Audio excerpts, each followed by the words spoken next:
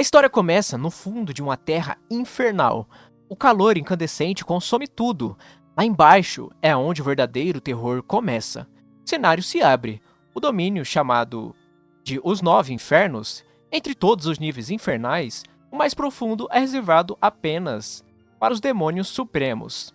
Ali, o poder reina absoluto. É um inferno dos nove céus. E nesse campo devastado, batalhas sem fim acontecem. Explosões de energia rompem como chamas vivas. Correntes se rompem, poderes colidem. E destruição vira a paisagem daquele local. Uma luta sangrenta, tudo por um único objetivo: descobrir quem é o mais forte entre todos os demônios. No meio dos caos, dois monstros colidem. Um com chifres dourado e corpo bruto, o outro selvagem de olhos sedentos por guerra.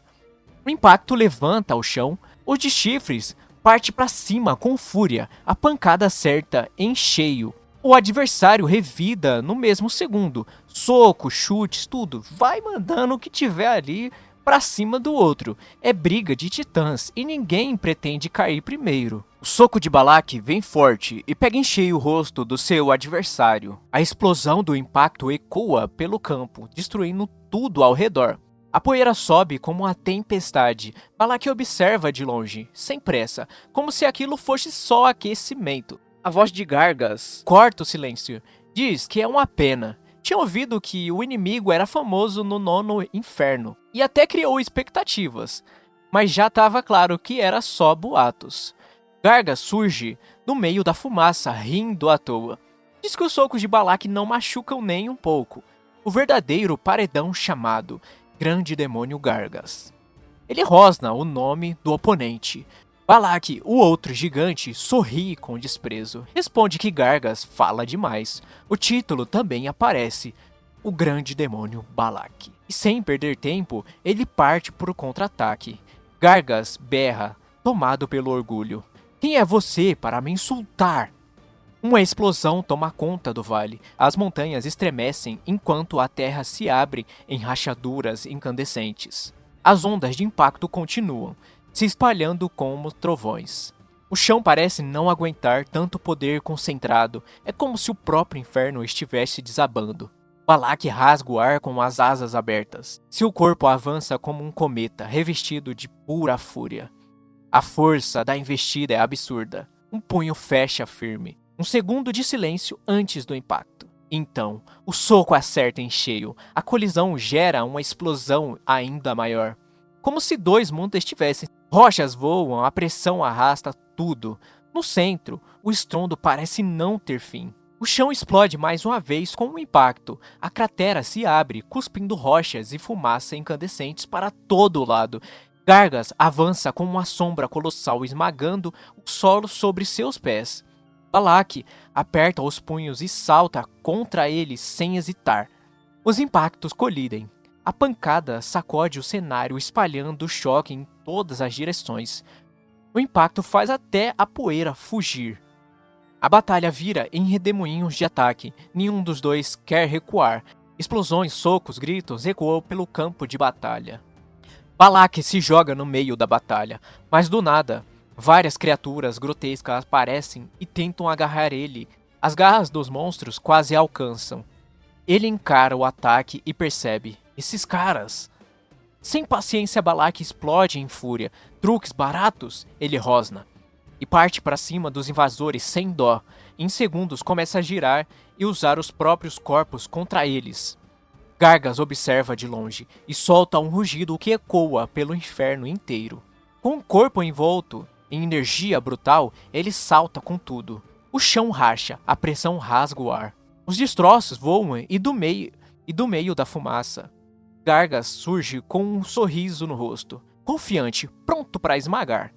O chão explode num mar de chamas. Gargas encara o cenário, mas sua expressão muda. Algo se move no meio da fumaça. Balak aparece, voando direto do magma, com os punhos em chamas. Chega de brincadeirinhas, ele rosna. Agora é pra valer. Ele ganha velocidade no ar, a energia queima em volta e então impacta. Gargas tenta interceptar o golpe com os braços, mas Balak acerta em cheio. O soco empurra até o colosso dar um passo para trás. Gritando de fúria, Gargas avança tentando esmagar Balak, mas o demônio de asas negras já se esquivou, deixando só os rastros de explosão. Eles se colidem no céu infernal. A energia se acumula no punho de Balak, e ele declara sem hesitar: o mais forte do inferno, dos 9 céus, sou eu. Balak atravessa o punho de Gargas com o seu próprio ataque flamejante. A explosão joga tudo pelos ares, enquanto ele mergulha em queda livre, mas com o olhar fixo, pronto para continuar. O chão treme com o impacto, a poeira sobe. Balak desce flutuando, de braços abertos. Um demônio, guerreiro, um monstro. Como se a gravidade não ousasse segurá-lo. Eles achavam que nunca haveria um eterno vencedor. Os olhos dele cortam a escuridão, com um brilho dourado e selvagem, o tipo de presença que silencia até o caos, e foi aí que tudo mudou. Foi aí que ele apareceu. O cenário muda. Balak aparece dentro de um castelo, ajoelhado junto com outros demônios, demonstrando devoção a alguém. À frente, o castelo do rei demônio se ergue como uma catedral do terror. Guardas, súditos e sombras se curvam diante do trono. O trono do governante supremo. Ali ele está, Lorde Demônio, a figura que reina acima de todos, um poder que transcende os demais. O topo da hierarquia infernal. Senhor, como deseja retornar? A voz de Balak ecoa com força. Ele já conquistou tudo que o inferno podia oferecer, mas por alguma razão permanece em silêncio. Um silêncio que pesa mais que qualquer resposta. Diante dele, uma energia sinistra se ergue com força avassaladora. A autoridade do predador é ativada, um poder que devora o corpo e as habilidades de qualquer demônio tocado. Tão brutal que extinguiu arquiduques que nem entre si conseguiam se eliminar. Essa é a arma suprema do Lorde Demônio, capaz de consumir intocáveis demônios e dominar o inferno. O Lorde tá putaço! O medo se espalha. Nem os mais fiéis conseguem conter o pavor. Vamos ser devorados! Mas ele não parece satisfeito. Como que isso é tudo? Kang-woo encara o local como se estivesse preso num ciclo eterno.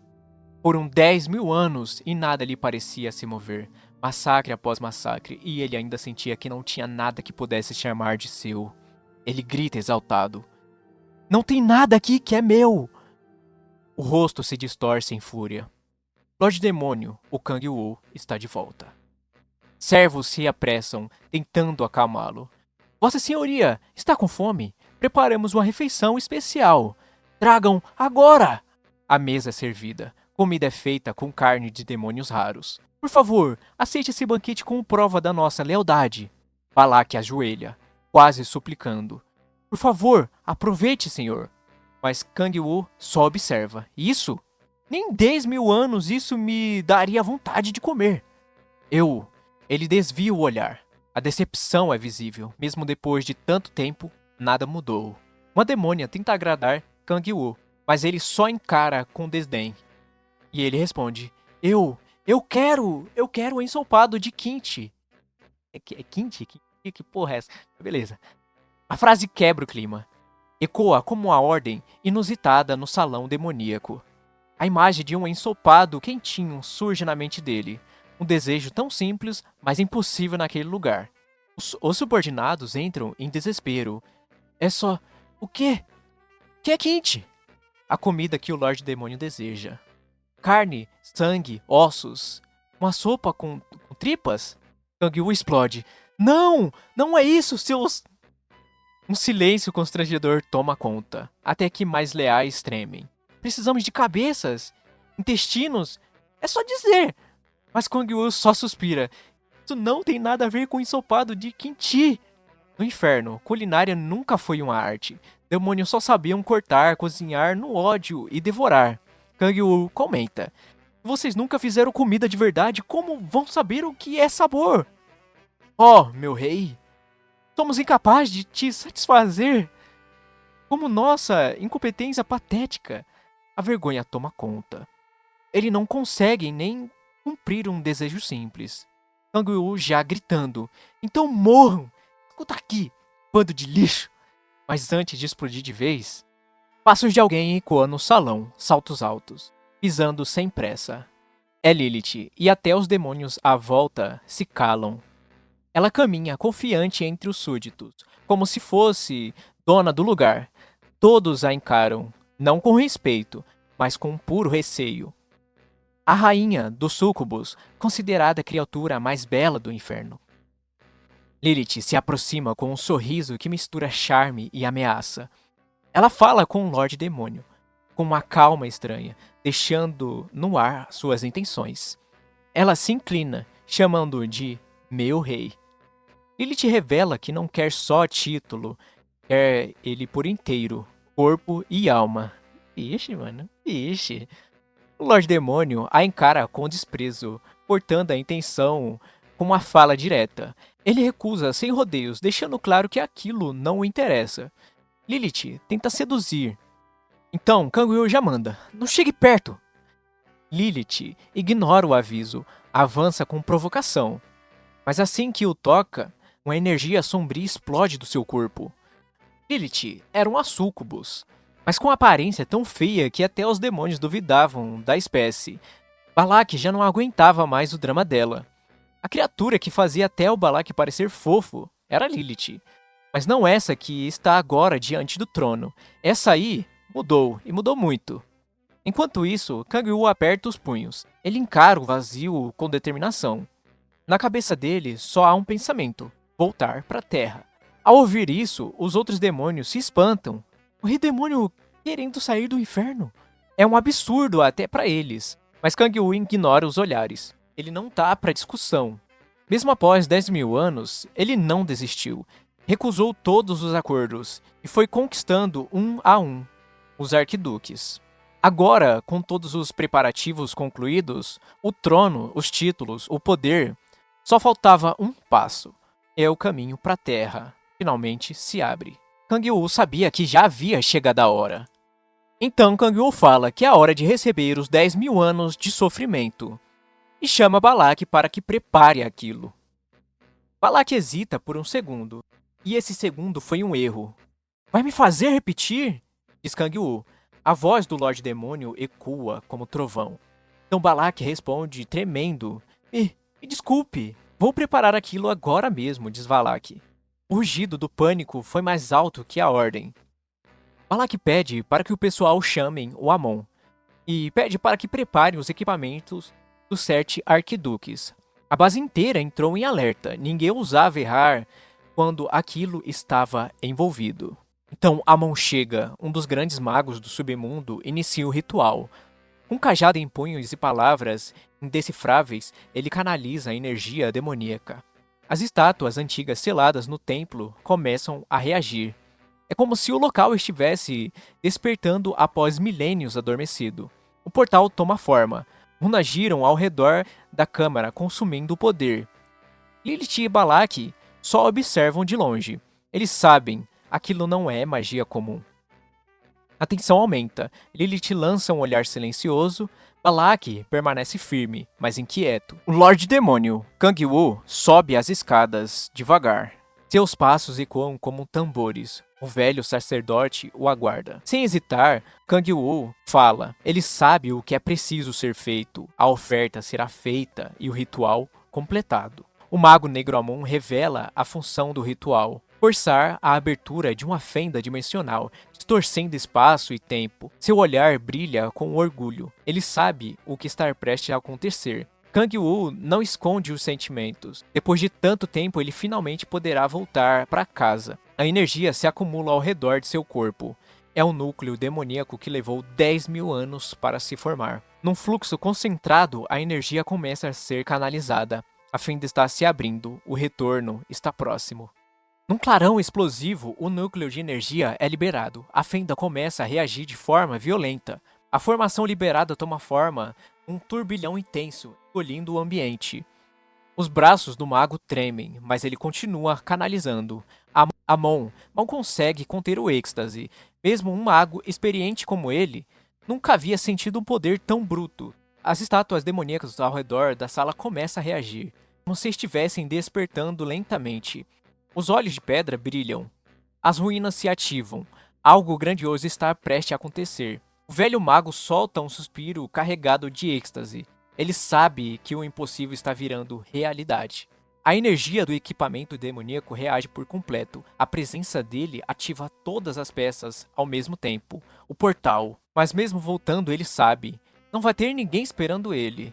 Nem a família, nem os rostos conhecidos. Nenhum amigo, nenhuma pessoa que gostava dele. Mas ainda assim, qualquer coisa seria melhor do que continuar preso naquele inferno. Lilith não aguentava. Começa a chorar baixinho. Balak, ao lado, só observa em silêncio. Ela não disfarça o desespero. Pergunta se ele vai mesmo embora assim. Ele responde sem olhar. Para de chorar! E sai andando, com o coração frio e uma expressão séria. Lilith surta de amor. Basta uma frase seca do Lorde Demônio para que ela ache que foi um elogio. No impulso inesperado, Lilith se joga atrás dele, mas o tempo já está contra ela. A fenda se fecha, e tudo que ela consegue é gritar por ele no vazio. Enquanto isso, ele mergulha no vórtice dimensional. A decisão tá tomada, não tem mais volta, e nem plano B. Ele olha para trás e deixa claro. Não foi um prazer conhecer vocês, e nunca mais quero ver nenhum de vocês de novo. 10.000 anos de dor. 10.000 anos de ódio, e agora ele finalmente se solta do passado. Depois de tudo que passou, só quer uma terra que pareça com a de antes. Diante do artefato, ele se aproxima confiante. A energia pulsa ao redor, e pela primeira vez em milênios, ele acredita que vai voltar para casa. Mas algo estranho acontece. O núcleo da fenda começa a reagir, alarmes se acendem, e uma mensagem é clara. O sistema Gaia foi ativado. De repente, ele se vê cercado por um campo de energia vermelho, gradeado, fechado e hostil. Tudo em volta parece uma prisão interdimensional. As mensagens não param. O poder do núcleo é mais forte que o limite. Mecanismo de defesa de todas as dimensões foram acionadas. Ele se vira, sem entender o que está acontecendo. E então, a sobrecarga começa. O sistema Gaia está prestes a colapsar. E ele está lá, bem no centro da ruptura. O núcleo explode em uma energia pura. O sistema Gaia não aguenta e começa a falhar sem controle. Mesmo travado pela contenção, ele grita de dor. O sistema tenta selar sua força, mas não consegue. O plano original falhou. Suando, trincando os dentes, ele encara tudo com fúria, resmungando baixinho. E solta um xingamento. Não de medo, mas de pura empolgação. Então, luz, sol, brisa, tudo verde. Ainda atordoado, ele nota uma janela flutuante. A interface revela seu nome e atributos, mas quase tudo está selado. Forças limitadas, habilidades bloqueadas. Ele pisca, confuso. De repente, Kang-woo escuta um grito. Ele vira o rosto. Goblins, vários deles, armados, e os olhares deles estão sedentos de sangue. O som da risada deles ecoam como zombaria. Kang-woo dá um passo para trás e fala, isso definitivamente não é a Terra que eu conhecia. Sem perder tempo, ele tenta reunir energia, mas algo está errado. Mesmo com os núcleos demoníacos, seu poder está fraco demais para enfrentar o que vem. Os Goblins partem para cima. Kang-woo tenta desviar dos ataques com precisão absurda. O Goblin tenta golpeá-lo por trás, mas ele só resmunga entediado. Então, Kang-woo prepara sua postura. Seu olhar muda. A luta vai começar de verdade. Com um giro limpo e preciso, ele ativa a sua autoridade. A energia demoníaca de Sabaki se entrelaça como lâmina. O impacto de técnica varre os inimigos como uma flecha ao vento. Seus olhos brilham em vermelho. A autoridade da lâmina corta os goblins sem piedade. O grupo das criaturas recua, mas é inútil. A notícia aparece no ar. Você eliminou um monstro de rank E. A experiência sobe num piscar de olhos. Kang-woo mal esboça reação. Outro aviso surge, nível aumentado para 4. Ele apenas observa. O verdadeiro poder ainda nem começou. Ele observa os corpos dos goblins caídos no chão. Reflete em silêncio. Que tipo de monstros eram esses? A quantidade de experiência recebida era absurda. Eles claramente não eram criaturas comuns, diz Kang-woo. Ele se aproxima ainda confuso. Por quê? Vocês me consideram tanta energia? As sombras se agitam. Uma energia negra o envolve. Seu nome ressoa no ar. O Kang-woo. A autoridade da predação é ativada. Sem saber ao certo o que está fazendo, ele ergue os braços. A energia consome os corpos ao redor, como se estivesse fome própria. Ele sente a energia demoníaca aumentando, mas o sentimento é estranho, parece errado, fora de lugar. Esses monstros não pertencem a esse mundo, ele percebe. Os seus pés pisam em solo estável. O cheiro do ar, o tipo de energia ao redor, nada se parece com a Terra. E o medo começa a se formar. Talvez ele nunca tenha voltado. Então ele escuta um grito de longe. Enquanto avança, seus pensamentos ficam frenéticos. E ele pensa, 10.000 anos. Chega de monstros deformados de olhos saltando e bocas rasgando os rostos. Eu só quero ver um rosto humano. E ele lembra, quase em pânico, de todos os terrores que viu naquele inferno. Por favor, que não tenha tentáculos. Sem tentáculos, por favor. Qualquer coisa, contanto que seja humano. Kang-woo avança em meio ao caos. A garota está cercada por monstros, indefesa. Ele só quer que seja uma humana. A silhueta dela começa a se formar e o coração dele dispara. Kang-woo já fala, que seja uma pessoa, só uma pessoa. Ele observa cada detalhe ofegante. 2 olhos, um nariz. A tentação se quebra de leve. Ele explode de alívio, gritando, feito uma criança que venceu o maior trauma da vida. E já fala, sem tentáculos! Ele entra em êxtase. Enquanto isso, a garota se encolhe de medo.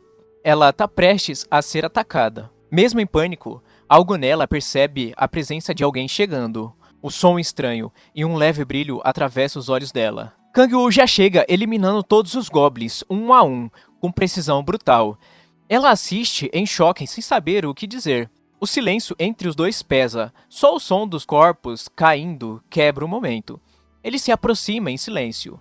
A garota, ainda de joelhos, tenta entender se tudo acabou. Kang-woo apenas estende a mão. Ela hesita, mas seus olhos brilham. A expressão muda, de medo para alívio. Ela segura a mão dele. No toque, algo desperta. Por um instante, tudo ao redor parece desaparecer. Um brilho suave envolve os dois. Kang-woo, congelado, os olhos arregalados, a mente girando. Há quanto tempo ele não sentia isso, a presença de alguém, humana.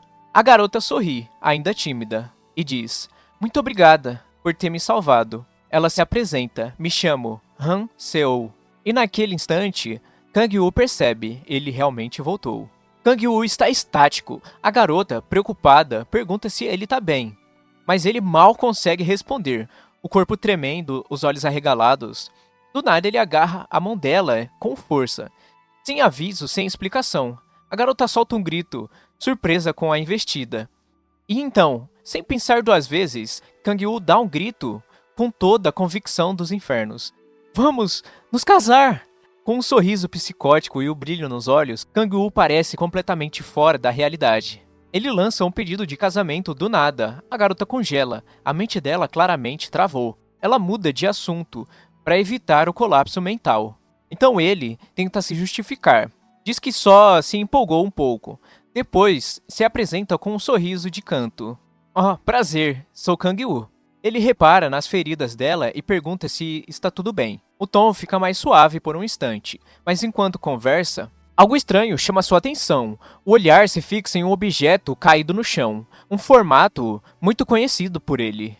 É um celular. Ele confirma, sim, estão na Terra, mas não na Terra que ele esperava. Kang-woo só consegue ficar encarando o celular, em choque. Um suspiro escapa. 2023? Kang-woo pega o celular na mão, vê a data, suspira, que só 5 anos tinham se passado desde que ele tinha ido para o inferno. Mas algo não bate. Esses monstros começaram a surgir aqui durante esse tempo? Será que o tempo foi ajustado certo mesmo? Ele decide que agora não é hora para quebrar a cabeça.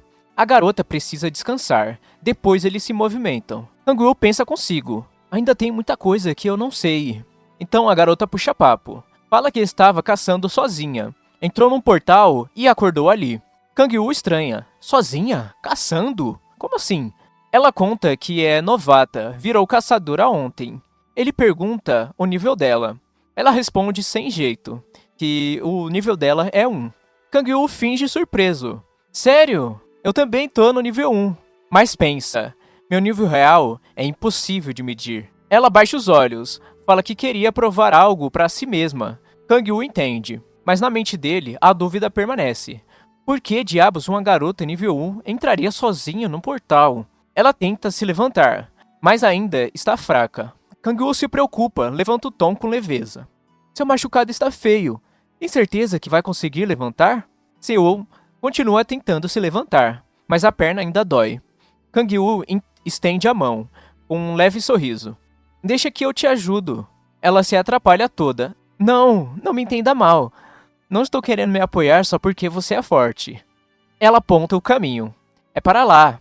Kang-woo confirma, observando a floresta. Tá, então vamos por esse lado. Enquanto andam, Kang-woo reflete. Se eu viver nesse mundo de novo, preciso me adaptar à sociedade da Terra. Eles chegam num ponto estranho. O vento sopra diferente, as folhas dançam. Seo avisa. Aqui é a entrada da fenda. E logo ali, um portal surge entre as árvores. Kang-woo observa com atenção e diz: Um portal? Mas não tem nenhum equipamento mágico gerando isso. A estrutura do portal parece instável, mas poderosa. Se move como as fendas do inferno. Seo, já com o rosto mais corado, fala aliviada. Senhor Kang-woo, acho que tô melhor. Pode me largar agora. E ele responde de forma gentil. Que bom. Está pronta para entrar? E ela sorri. Claro que sim. Ambos cruzam o portal juntos. Um passo e o mundo começa a mudar. No instante seguinte, o corpo dele sente um impacto, uma distorção. Então, luz.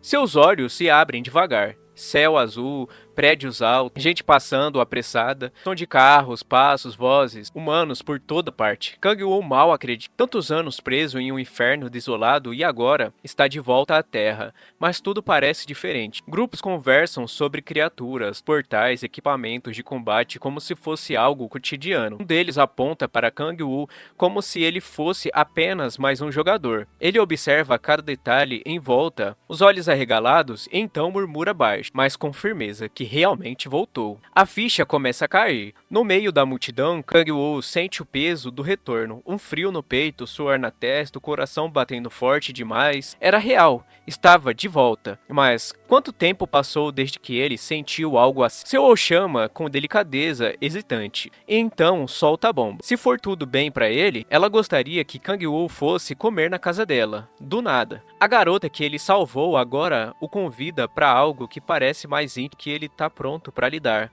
Kang-woo trava. Um instante de colapso interno. Mas a calmaria não dura. O guarda se aproxima com postura firme. Diz que precisa verificar as identificações. Ele já percebe que esses caras não são simples policiais, estão ali por causa de jogadores. Antes que algo piore, Kang-woo sorri de lado. Ele não tem identificação, não tem registro, mas tem outra coisa. O olho brilha em verde demoníaco. Autoridade dos cegos do demônio Dantalion. Mudar a percepção do alvo. E o truque está feito. A ilusão se completa. Dantalion manipula os olhos do guarda, distorcendo a realidade. Confirmação dada. Nenhuma suspeita. Era hora de partir. Kang-woo respira aliviado, acompanhando Seo até um prédio simples. Ela aponta a casa dela, e ele apenas olha, observando tudo. O cheiro do concreto velho, as escadas estreitas que rangem a cada passo, o corrimão gelado quase áspero, as janelas empoeiradas filtrando a luz do lado de fora.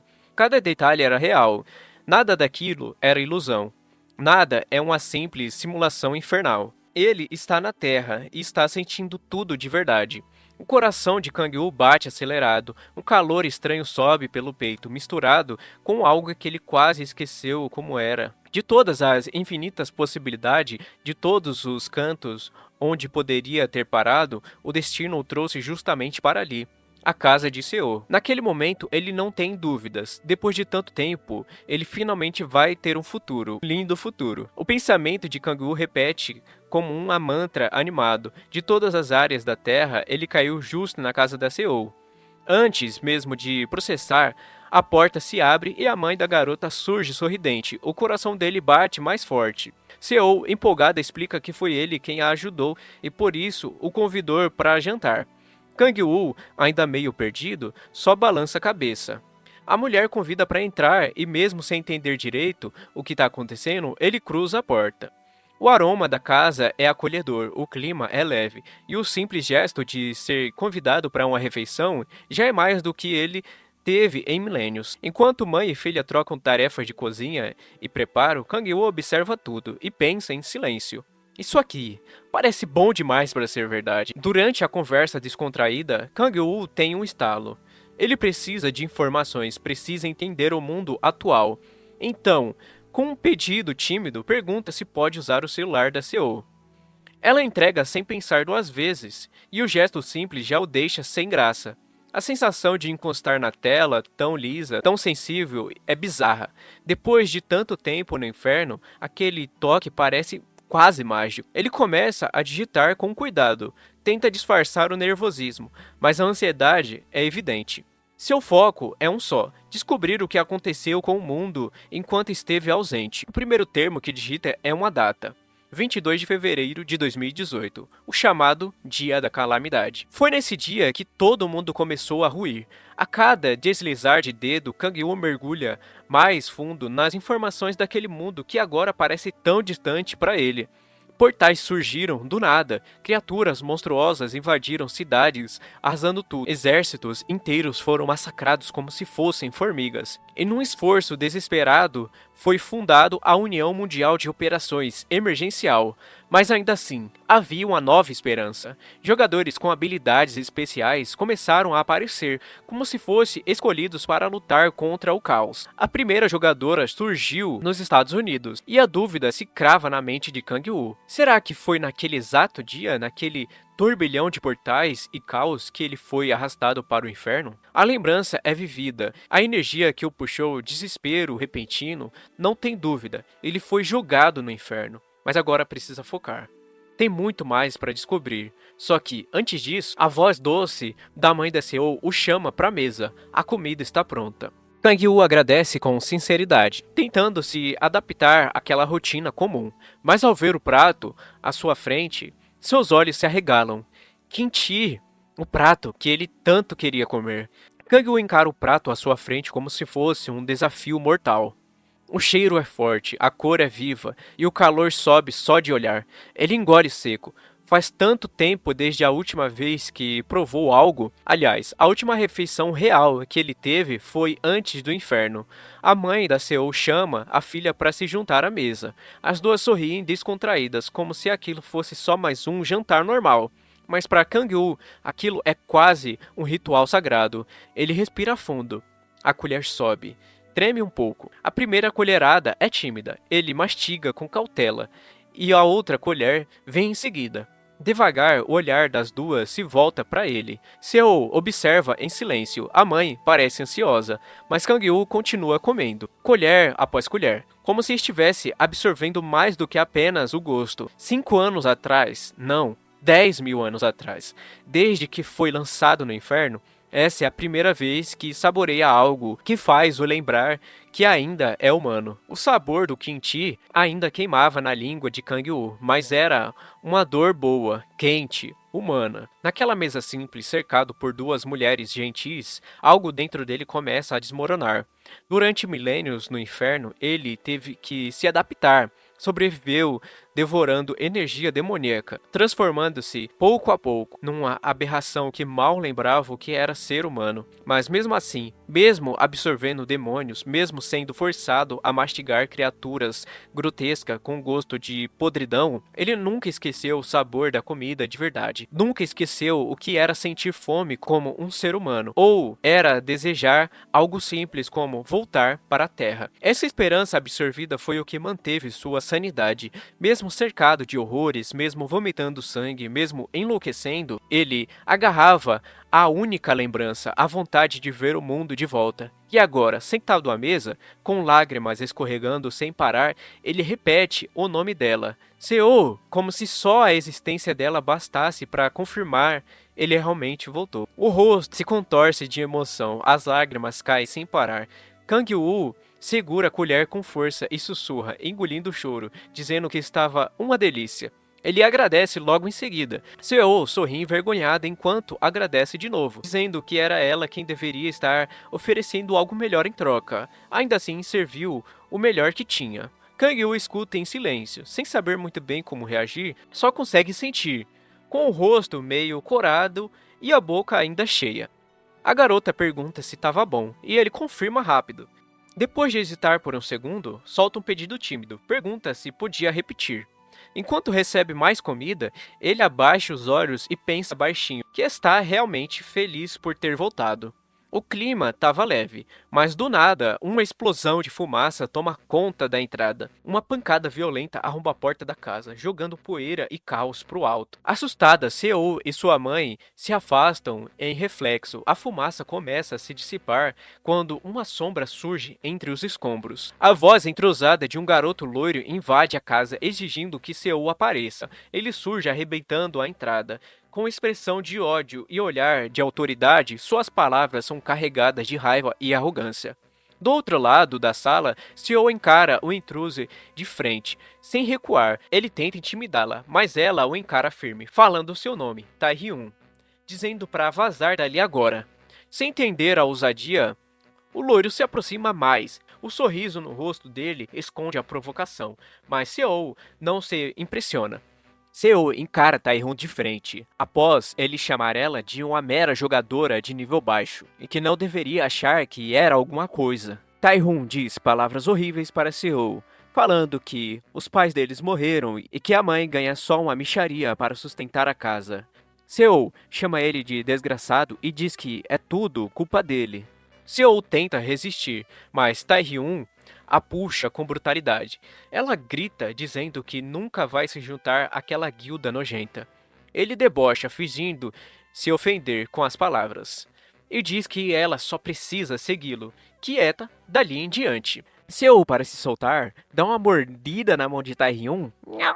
Tae-hyun vira, dando um tapa na cara de Seo. Ela acaba caindo perto de sua mãe, que já corre para socorrê-la. Tae-hyun, furioso e com a mão sangrando, chama Seo de vadia e diz que achava que ela era melhor do que aquilo. Com um tom cada vez mais agressivo, ele diz que ela devia ter aceitado se tornar o tributo em silêncio. Agora que é uma jogadora, acha que pode viver só fazendo boas ações?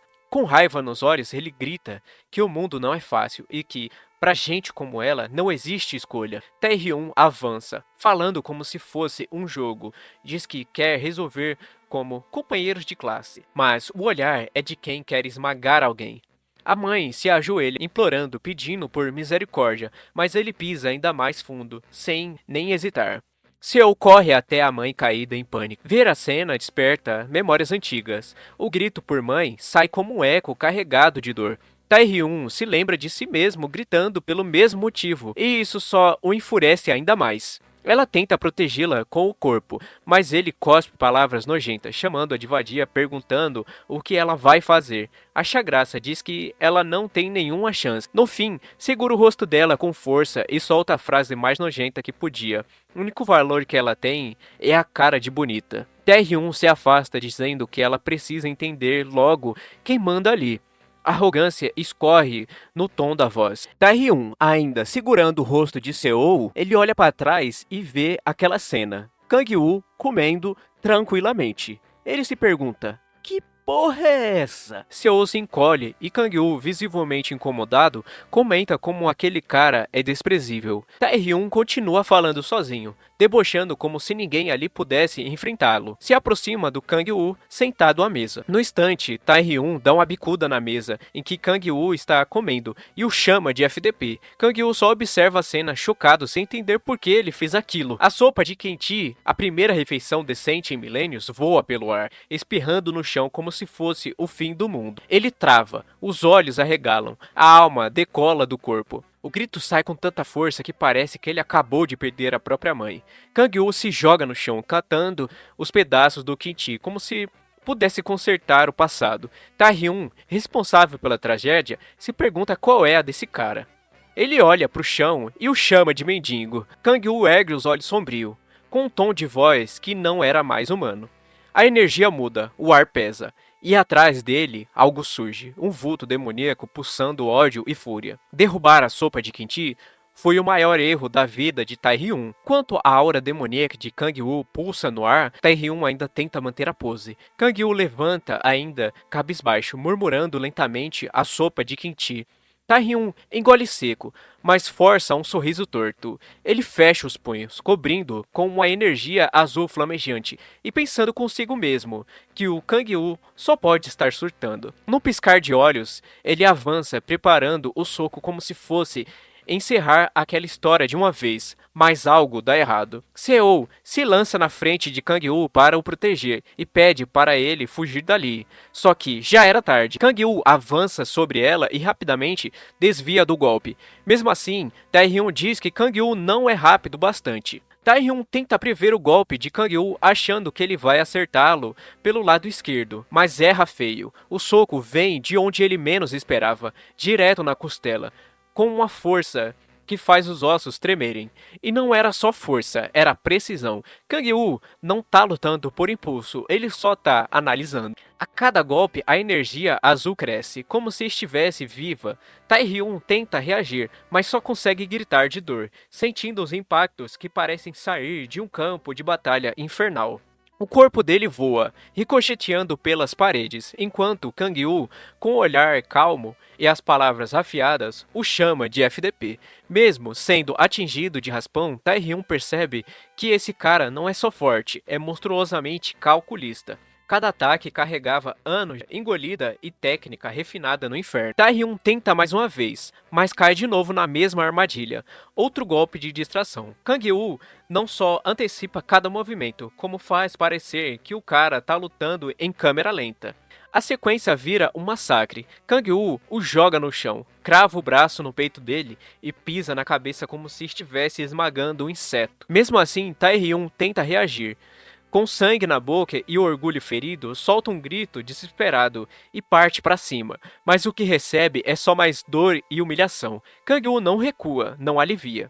A mente de Tae-hyun entra em colapso. Ele tenta entender. Tudo isso só por causa de uma sopa de kimchi. Kang-woo se aproxima, o rosto coberto pelas sombras, e pergunta com desdém: "Você disse? Só por uma sopa de kimchi?" A frase ecoa como sentença. Tae-hyun treme. Gagueja, tenta explicar, mas Kang-woo já deixou claro, aquilo não era só uma sopa, era tudo o que ele tinha. O grito desesperado ecoa pela sala. Só uma sopa de kimchi! Como se fosse a última linha de defesa de um homem destruído. Com a voz calma e o olhar sombrio, ele obriga Tae-hyun a repetir como um castigo.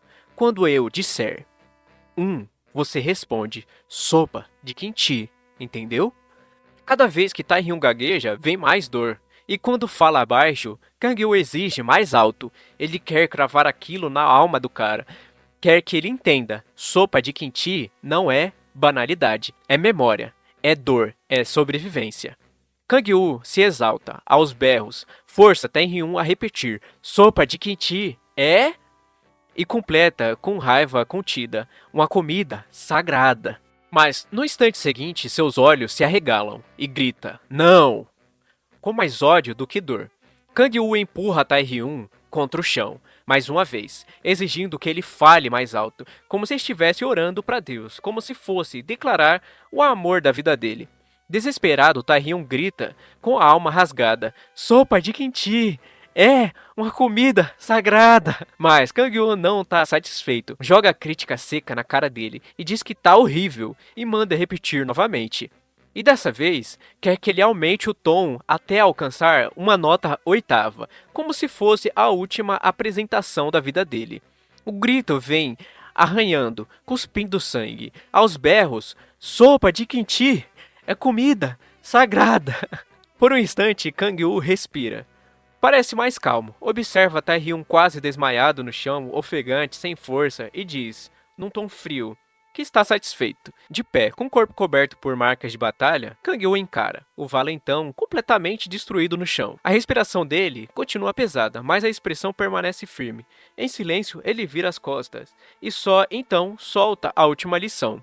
Com um olhar sombrio e voz carregada de desprezo, ele sentencia: nunca mais menospreze uma sopa de kimchi na sua vida. Tae-hyun, ensanguentado e sem forças, mal consegue entender o que acabou de acontecer.